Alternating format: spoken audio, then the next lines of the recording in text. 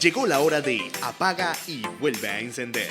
El espacio para lo humano en la tecnología.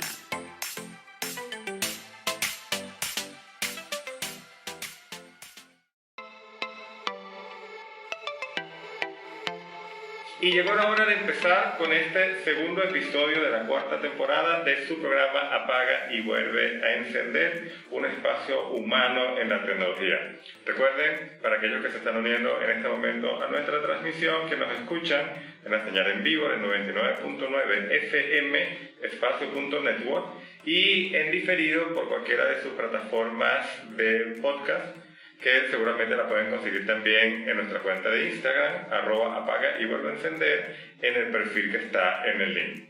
El día de hoy nos acompaña aquí en cabina Maleicy Núñez, quien es activista y especialista en los derechos humanos, y vamos a conversar en un episodio que hemos titulado ¿Cómo cuidarnos entre nosotros usando la tecnología?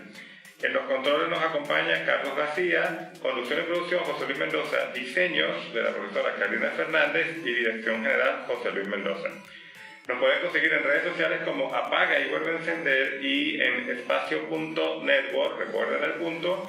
También pueden conectarse a través de nuestra página web espacioteam.com/espacio-network. Te lo repito, espacioteam.com/espacio-network.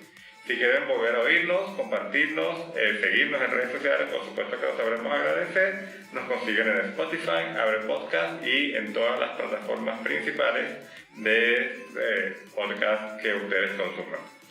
Les recuerdo entonces que el día de hoy es nuestro segundo episodio de la cuarta temporada que denominamos Mujeres que Destacan. Maleicy, gracias por acompañarnos, bienvenida, muy amable. Muchas gracias a ti, José Luis, y a todo este gran equipo que te acompaña. De verdad que estoy sumamente complacida por esta oportunidad que me brinda de poder ofrecerle a los radioescuchas, a los internautas, todo un proceso de experiencias que van orientados justamente hacia no solamente el autocuidado, sino también hasta la autoprotección debido a todas las incidencias que se están presentando últimamente de violencia digital, y esta es una ventana muy propicia para hacer también no solamente el llamado de atención, sino también para promover un mayor entendimiento de la importancia que es el uso de las tecnologías, el uso de las redes sociales para beneficio nuestro en lo personal, en lo laboral, en lo social. Y bueno, es una forma también de orientar y educar a las personas sobre el tema de que tener un teléfono en la mano y de tener una red social y participar en ella es una responsabilidad y un compromiso, en vista a que ahora cualquier comentario que se coloque en las redes sociales puede ser utilizado como evidencia en un caso delincuencial, y esa situación muy pocas personas la conocen. Maleicy, ¿tú tienes cuántos años trabajando esta temática de los derechos humanos? Mira, haciendo activismo social tengo cerca de 32 años, pero en el área de los derechos humanos desde el año 2005 es cuando he ido más haciéndole seguimiento a todo lo que es el comportamiento de las denuncias, de las violencias, del inicio de las violencias. Sobre todo observando también el elevado nivel de desconocimiento que la población tiene sobre lo que es la violación de derechos humanos e incluso de cuáles son esos derechos humanos. Entonces, como periodista, me llamó la atención también que dentro de los propios medios de comunicación no se le daba una importancia sumaria a este tema tan relevante para la cotidianidad de las personas, pues muchas personas son víctimas de algún tipo de violación de derechos humanos y no saben que les están violando sus derechos humanos. Existe una diferenciación entre activismo social y derechos humanos. ¿Cuál es esa diferencia? La diferencia está en que yo puedo ser activista social, pero defendiendo lo que es la participación ciudadana en cuanto a la defensa de sus beneficios como ciudadanos. Okay. Por ejemplo, una problemática que se esté desarrollando en una comunidad donde las personas no sepan a dónde acudir para poder hacer sus quejas y reclamos. Esto tiene que ver con la supervisión del control social de la gestión pública, y derechos humanos están ligados directamente a la persona. Ok, fíjate que nos acabas de mencionar cuando las personas tienen una problemática y no saben dónde acudir. Lamentablemente, por la situación que ha venido y que sigue en gran medida atravesando Venezuela, hoy por hoy, las personas que estamos aquí, de alguna u otra manera tenemos que como que autoprotegernos. Pues un poco el título del episodio, no protegernos en el sentido de nosotros mismos, sino yo y mi entorno. Yo y las personas, mi familia, mi equipo de trabajo, etc. Entonces, ¿cómo hacen hoy por hoy, tú que estás activamente en este sector, las personas para resguardar sus derechos humanos en Venezuela? Bueno, lo primero que se debe hacer es comenzar por conocer cuáles son los derechos humanos. Ok. Y qué es considerado violencia a los derechos humanos. O sea, violación de derechos humanos. Eso es lo primero. Esa primera parte debe ser impartida desde las escuelas. Okay. Desde la educación primaria, continuando con la secundaria, continuando con la universitaria, porque es que las personas nacen, pero no nos enseñan durante ese proceso de crecimiento, no nos enseñan a ser ciudadanos. Como no nos enseñan a ser ciudadanos, desconocemos cuáles son nuestros deberes y nuestros derechos. Entonces, esa parte que está por allí es la que estamos tratando de desarrollar conjuntamente un grupo también de profesionales de la educación, donde estamos preparando un proyecto para iniciar un proceso de formalización del conocimiento sobre derechos humanos, pero desde las instituciones educativas. Y desde el punto institucional, te cuento que hay una escalera donde muchas veces la gente se siente como que diseminada en su búsqueda de atención, porque hay una escalera de atención institucional que comienza desde las policías municipales.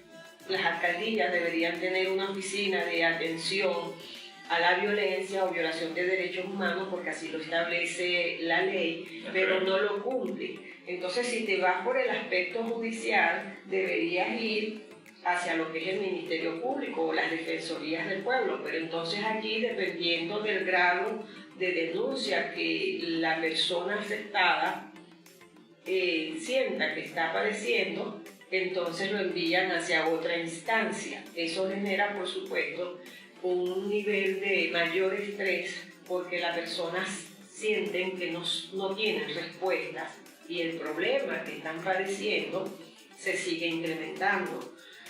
Esta situación se genera mucho en los casos de violencia doméstica, donde la afectada va a la Defensoría Pública o va a la Fiscalía de Mujeres. En Carabobo hay 2 fiscalías. Te quiero interrumpir, me perdona, porque mencionaste hace rato también la violencia digital y ahorita mencionaste violencia de género.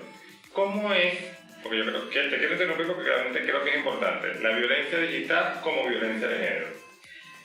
La violencia digital se presenta cuando un usuario de cualquier red publica una foto y recibe comentarios que atentan contra su integridad, bien de persona, bien sea hombre, mujer, tu pareja, por ejemplo. De su pareja aquí, porque en la violencia digital la gente tiende a descalificar alguna foto que para quien la publicó es algo significativo, pero de repente la otra persona que está detrás de esa pantalla la considera ridícula y comienza a emitir cualquier tipo de palabras, de expresiones que atentan contra lo que es la emocionalidad de esa persona, porque cuando uno decide publicar algo no lo hace para recibir agresiones verbales, claro, mucho menos de desconocidos.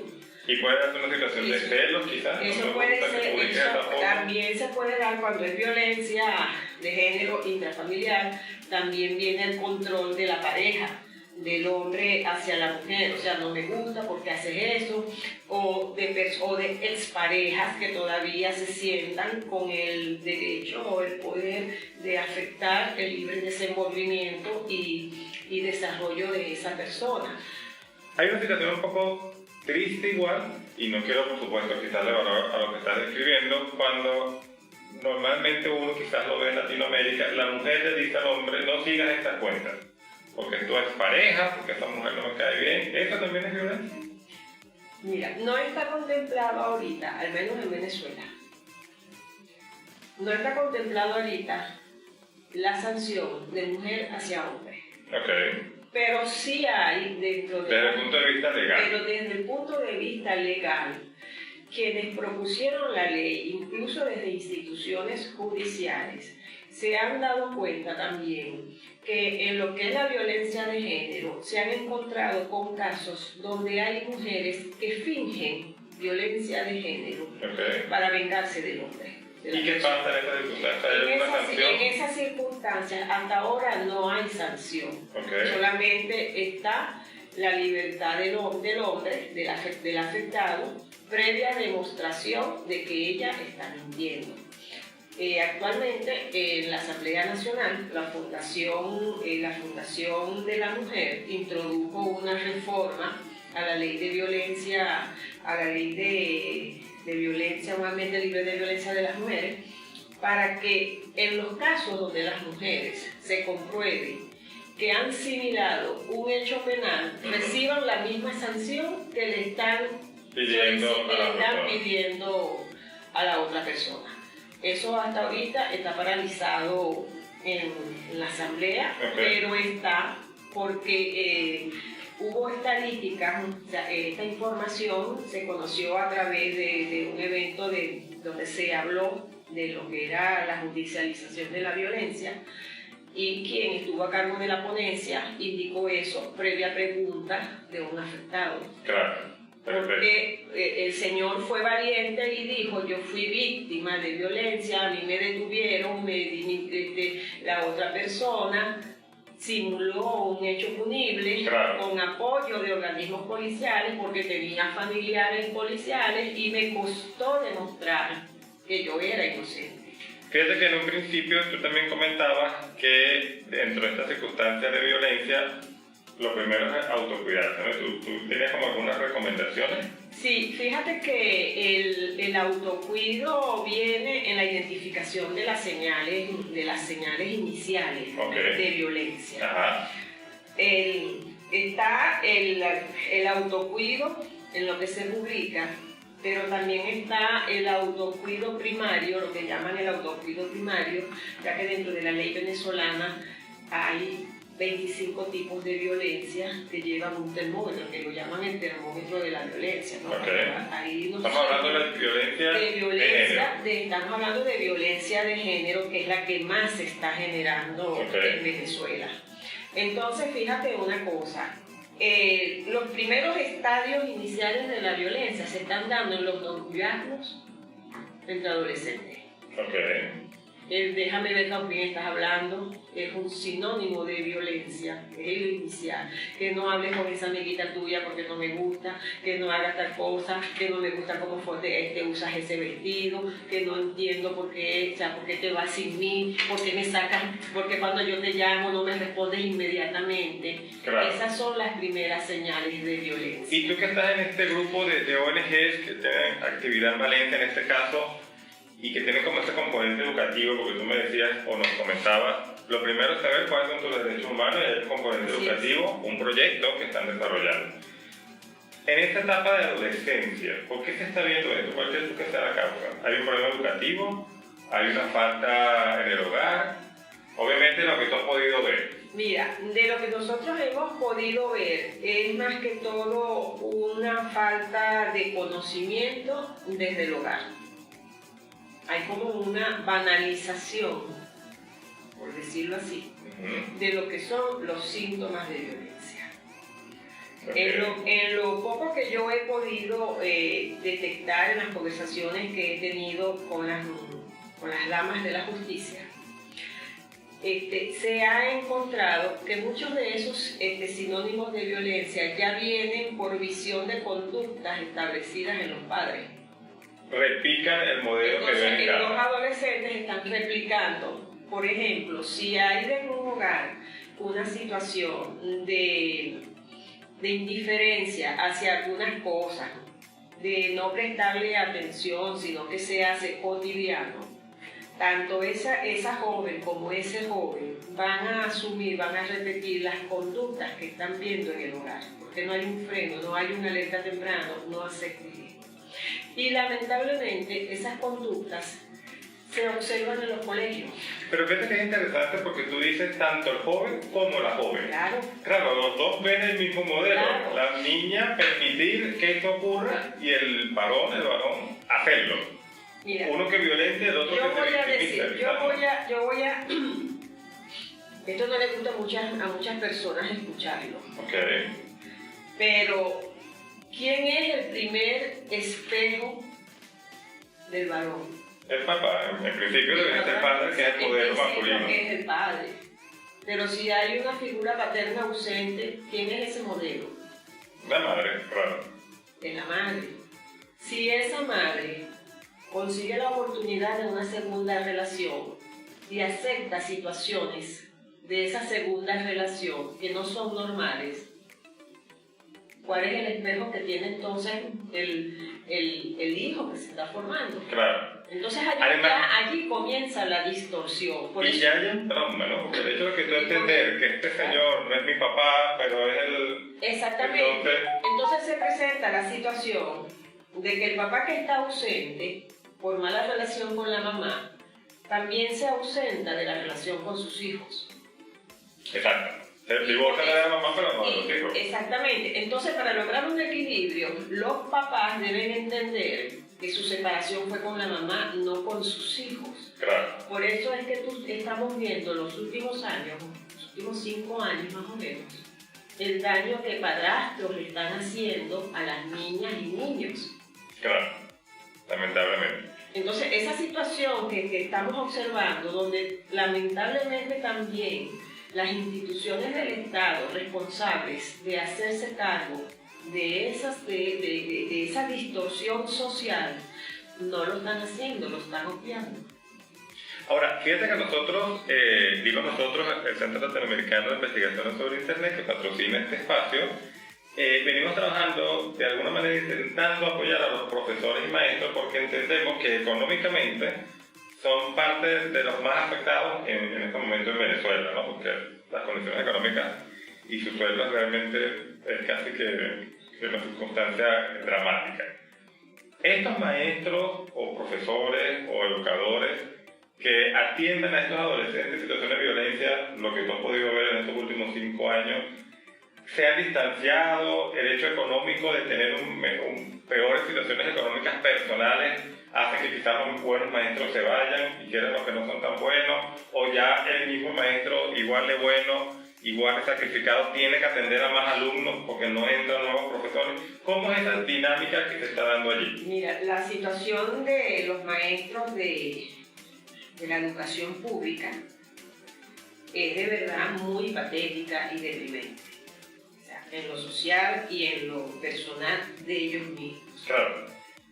Ahora, cuando estos maestros que traen su propia carga emocional van a los colegios y se consiguen con estas situaciones, es casi como que una sensación de impotencia, porque no hay respuestas. O sea, cuando ellos hablan con estos niños, se consiguen con cada drama de esos hogares que escapa a la buena voluntad de los maestros. Claro. Y que quizás muy probablemente no tienen las herramientas. No tienen las herramientas, no hay las condiciones. Anteriormente en los colegios había un departamento de orientación. Para allá llega mi pregunta. Pero ¿Ya no existe el tipo de orientador? ya eso se desapareció, prácticamente se desapareció. Okay. O sea, la misma crisis del sistema educativo, que es donde se está dando 2 días de clases a la semana, evita que haya esa buena voluntad por parte de los maestros de ir más allá. Claro. Entonces, en el sector privado, la educación privada, ellos sí mantienen sus canales, sus niveles de atención escolar, porque se los exige la ley. Fíjate la contradicción.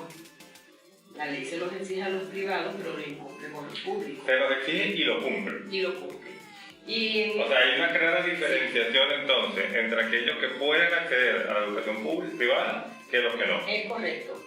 Hay una diferenciación y no es por división de clases, sino por desmantelamiento del sistema de educación público.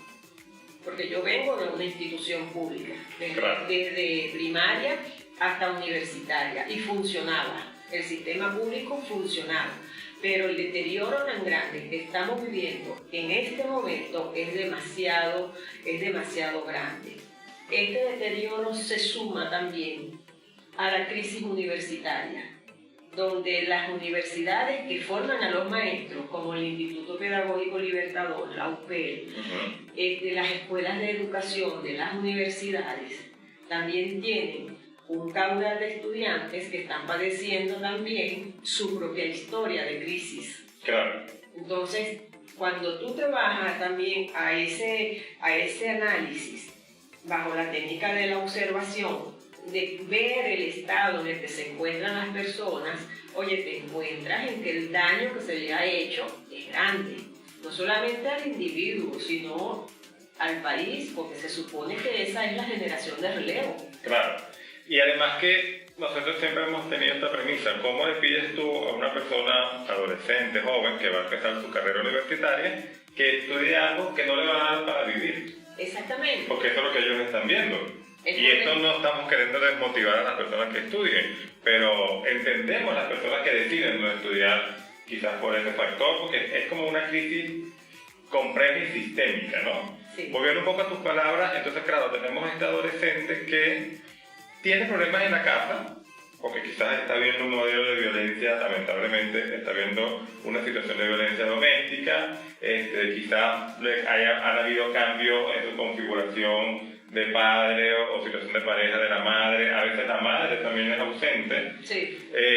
Acá nosotros no nos especializamos en el tema, pero sí hemos escuchado mucho estas circunstancias donde los padres emigran y el hijo se queda como un tío, como una abuela, o con un vecino o una vecina. Entonces también es como complicado, ¿no? Y llega este niño que tiene ya toda esta configuración a un colegio donde quizás no tienen las herramientas, los maestros vienen con su propia carga, como tú muy bien dijiste, entonces vienen estas circunstancias, ¿no? De nuevo, violencia en el liceo, en el bachillerato, en el estudio violencia medio. Institucional y violencia en ese medio de la cotidianidad del joven. ¿Qué han podido hacer ustedes para ayudar a estas muchachas, y bueno, y también muchachos que están siendo protagonistas de esta lamentable circunstancia? Mira, nosotros en principio, en vista del incremento que hay de los niveles de violencia, estamos desarrollando un proyecto de acción donde estamos tratando de sensibilizar también al sector privado para que sus políticas de responsabilidad social se trasladen a la recuperación educativa de los jóvenes. Okay. Pensar, porque eso necesita tener recursos mínimos, porque por ejemplo yo tengo un grupo de mujeres profesionales que están dispuestas a trabajar sin ningún tipo de remuneración, pero necesitamos movilizarlas. Claro.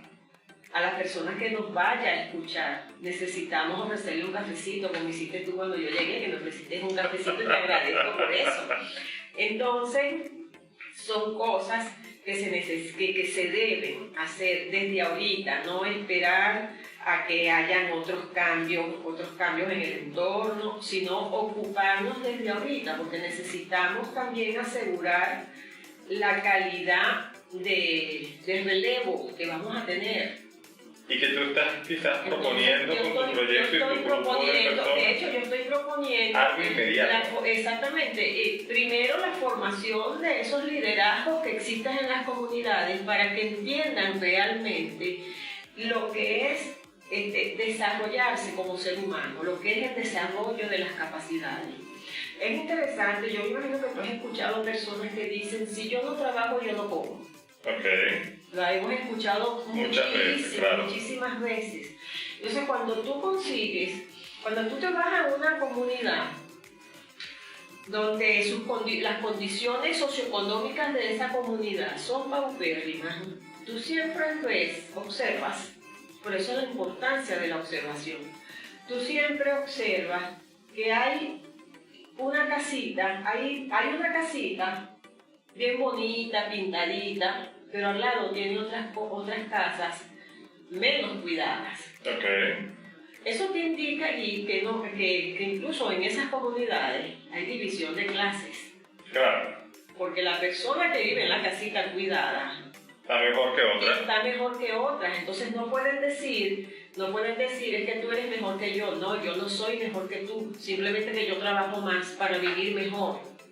Y comparten la misma calle sin asfalto, sin aceras, sin brocales, la misma situación de inseguridad, pero es que está en la gente, en el desarrollo de las capacidades y en el desarrollo del querer hacerse para vivir mejor.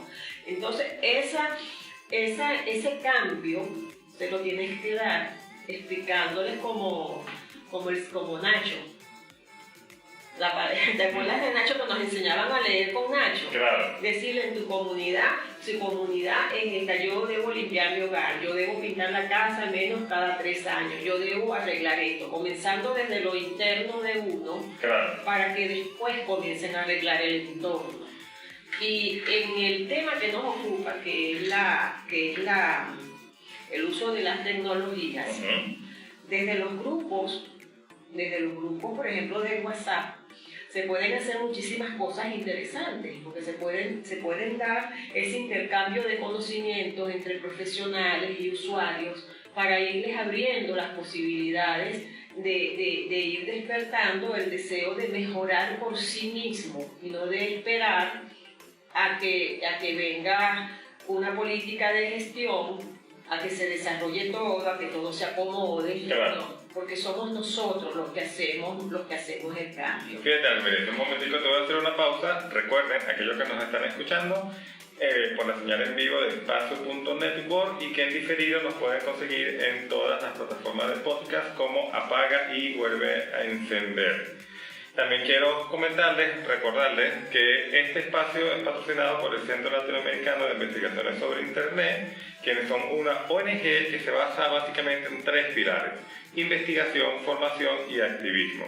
Desde hace más de 6 años vienen trabajando en Latinoamérica y específicamente en Venezuela para crear entornos de desarrollo tecnológicos y académicos dentro de los centros culturales de cada una de las ciudades del país. Cuentas con el aval de las principales instituciones que hacen posible la conectividad del mundo moderno y de investigadores de primer nivel que están construyendo el futuro que queremos. Ahora bien, dentro de esa expresión que nos trae el Centro Latinoamericano de Investigaciones sobre Internet, el futuro que queremos, tienes 30 años, Milaisi, trabajando en tu entorno. ¿Cuál ha sido la diferencia que tú ves que ha pasado en esa... Porque si te entiendo bien, corrígeme si me equivoco, tú sientes que a veces hay como una actitud pasiva, que las personas tienen unas situaciones problemáticas en cuanto a sus derechos humanos, que están siendo violentados, están siendo atacados por alguna problemática, pero están como esperando que alguien vaya y resuelva. O están esperando que la situación mejore, o están esperando que levanten las sanciones, o están esperando que haya mucha plata para que se resuelva el problema. ¿Tú crees que eso siempre ha sido así? ¿Ha habido una evolución histórica?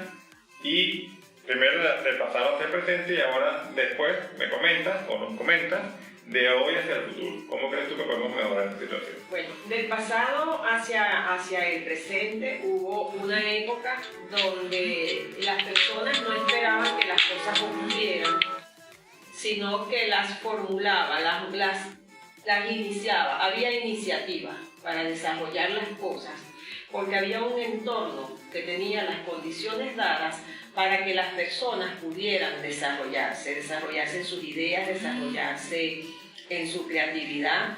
Y en este contexto, en la medida en que esas posibilidades se fueron cerrando, hubo un estancamiento grande que fue despertando con la aparición paulatina del avance tecnológico. Comenzaron a aparecer las llamadas tecnologías cívicas, donde la gente tuvo un mayor acceso a la información y a la participación.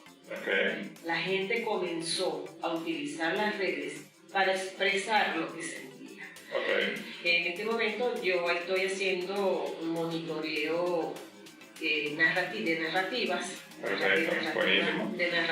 virtuales para conocer justamente qué está pensando las personas de a pie. Una de las redes a las que me quita mucho tiempo, me consume mucho tiempo, pero es necesario que esté pegada a ella, es TikTok. En TikTok se presentan unos lives que tú ni te imaginas el nivel de discernimiento social que hay entre personas de diferentes estratos sociales. ¿Este monitoreo es en Venezuela? Yo lo hago aquí con Venezuela, porque todos, o sea, yo me conozco, tengo una amiga donde ella está en un grupo que opina de política. Entonces ella me dice, tienes que meterte porque allí hay defensores de todas las corrientes y todo lo demás, y tú tienes que ver con todo lo que pasa allí. Le digo, pero eso es WhatsApp. Esto es TikTok. Pero a las 10 de la noche. O sea, si yo paso casi todo el día revisando lo que se presentan en la mañana, entonces no me da chance. Ya a las 10 estoy pidiendo pista, por decirlo así. ¿Ya marcaste tarjeta ya? Sí, ya estoy casi que marcando tarjeta. Y eso es interesante porque entonces se te presenta la otra parte, el de la gente que está activa con el deseo de cambio, de gestión que tenemos, y el de la gente que está activa promoviendo cambios desde el desarrollo económico, desde los emprendimientos. Entonces Venezuela virtualmente es un mundo muy activo. O sea, de verdad que estoy sorprendida porque hay mucho deseo de ese cambio, desde lo político y desde lo económico. También se presenta el otro cambio, el de las oportunidades desde afuera. Hay otro grupo de extranjeros que están vendiendo en sus respectivos países todas las riquezas que hay en Venezuela. Entonces, cuando tú ves ese triángulo, tú dices de verdad que la población quiere el cambio, o sea, lo quiere, pero la pregunta está, ¿pero quiere involucrarse? Desde sí mismo, desde su individualidad. Esa es la otra pregunta, porque no es lo mismo decir, sí, vamos a cambiar, es necesario, a decir, yo me voy a involucrar para ayudar a ese cambio. Y es lo que tenemos que determinar en este año. O sea, en este año tenemos que averiguar si verdaderamente ese cambio es lo suficientemente fuerte como para motivarte a ti, José Luis, a involucrarte para generar ese cambio. Y ese cambio, involucrarte para ese cambio, te obliga a cumplir con tu deber constitucional de la participación electoral. Ahora bien, fíjate... Entonces fíjate por dónde nos lleva todo esto, que sin quererlo tenemos que involucrarnos. Claro, pero quiero retomar un punto que tú mencionaste ya varias veces en esta parte del futuro. Los planes educativos, los planes de acciones que tú particularmente, personalmente vas a llevar a cabo o que estás llevando a cabo ya, a futuro, ¿cómo crees que puedan colaborar a disminuir todas estas circunstancias que hemos hablado de muchísimas cosas? Claro. Hemos hablado de violencia de género, hemos hablado de violencia doméstica, violencia digital, derechos humanos. Ahora vamos a hablar de opciones. Y tu opción o tu propuesta que vienes desarrollando, entiendo, corrígeme si me equivoco, es más que todo educativa. Sí. Que la gente sepa. Formación ciudadana. Formación ciudadana. Me encanta el término. Perfecto. ¿Esto a futuro qué es lo inmediato que podemos esperar de Mireille? Mira, eso a futuro yo aspiro y espero que antes de que finalice y que ya para el 10 de diciembre... Ya estamos en febrero. Ya estamos en febrero, pero yo aspiro y espero que el 10 de diciembre, que es el Día Internacional de los Derechos Humanos, yo pueda estar presentando la formación de 750 personas en diferentes comunidades de Carabobo. Es tu proyecto Esa es mi meta. Ok. Esa es mi meta, porque son agentes multiplicadores. Perfecto. Necesitamos agentes multiplicadores, necesitamos personas que entiendan de verdad que la reconstrucción social, moral y de valores que antes había en Venezuela parte por nuestro propio conocimiento sobre lo que son nuestros deberes y derechos ciudadanos. Okay. Cuando se habla de educación, pues que tú planteas, nosotros planteamos el tema en diferentes reuniones, nos encontramos con que hay personas que son muy proactivas y lo bonito de todo es que se han ofrecido para ser parte de ese proceso de reeducación. O sea, porque Venezuela siempre ha sido un país de gente conciliadora. En Venezuela tenemos que volver a reunificarnos, a reconocernos como venezolanos y a partir de esa masa crítica reunificadora ir hacia el futuro para adaptar a Venezuela, otra vez reposicionar a Venezuela como uno de los mejores países en vías de desarrollo que antes tenía a nivel de Latinoamérica. ¿Mencionaste 700? 750 personas, preferentemente mujeres. Esto es lo que te quería preguntar. ¿Cuál es el perfil mujeres de estas 750 personas? ¿Cómo las buscas tú para que tengan este efecto multiplicador? Mira. ¿Jóvenes? ¿De qué edad? Mira, Ya dijiste mujeres. Nosotros tenemos, sí, mujeres de 12 años en adelante. ¿Ya de 12 años? Sí, ya de 12 años. Ok.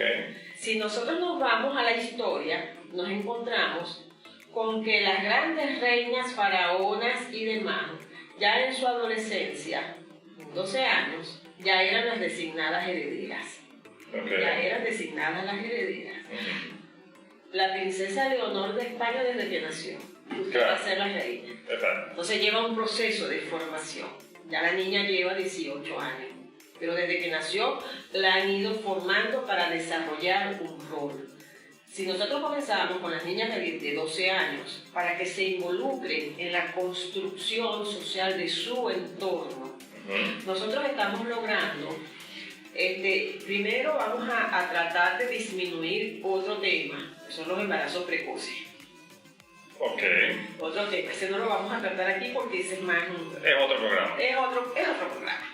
Pero sí necesitamos desarrollar los liderazgos femeninos. Pero no es solamente 12 años. No, de 12 años en adelante. Ok. ¿Hasta qué edad? Hasta que la mujer tenga guante. Ok. Por ejemplo, yo tengo 60, ya yo voy por 60. Pero tú estás formada. Ya me he ido En tu formando, proyecto, pero tengo 30 años. Por eso, pero, tú has visto mujeres de 60 que empiezan a formarse y compran un papel multiplicador. Por supuesto. Si tú te vas a las comunidades, tú consigues allá líderes comunitarias que primero fueron presidentas de asociación de vecinos, fueron voluntarias, mujeres que aprendieron a poner inyecciones, eran mujeres referentes en su comunidad. Mira, la señora tal, ella pone inyecciones, ella puede atender, toma la atención, ella puede generar. O sea, ¿tú no crees en esto de que perro viejo no aprende a ladrar? No, eso es mentira. Eso es mentira. Todas esas mujeres están dadas y se formaron desde el principio colaborativo, social, en su propia comunidad, en su propio entorno.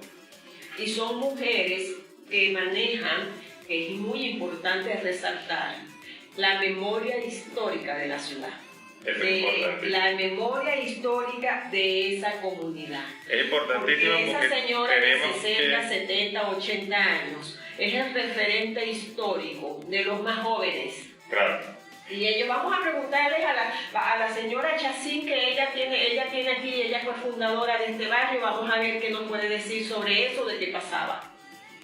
Y por eso es que no hay edades para ejercer el liderazgo. Claro.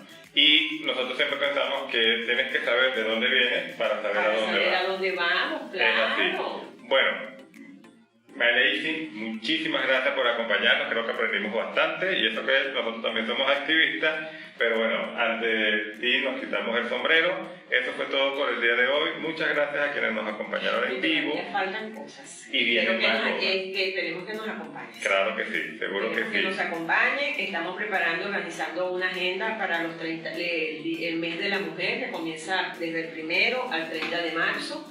Vamos a desarrollar unas cuantas agendas para dar un briefing global y de allí captar voluntarias, porque eso es lo bueno de esos reencuentros, de ese intercambio de ideas, que es donde tú identificas tus aliados. Claro, exacto. Entonces, para que sepan todas esas agendas, recuerden seguir a nuestra amiga Manume11, M-A-N-U-M-E, Manume, como suena, tal cual, y el número 11, 2 veces 1, en todas las redes sociales. Ya se podrán saber todo eso que ella nos está preparando, en lo cual seguramente vamos a acompañar. A nosotros nos encuentran como Apaga y Vuelve a Encender, nuestra casa en esta cuarta temporada, espacio.network, y por supuesto a CRISI, Centro Latinoamericano de Investigaciones sobre Internet, quienes patrocinan este espacio. En los controles nos acompañó Carlos García, conducción y producción José Luis Mendoza, diseño Catrina Fernández y dirección general José Luis Mendoza. Te dejamos y nos vemos el sábado que viene. Hasta la próxima. Gracias. Esto fue todo en Apaga y Vuelve a Encender.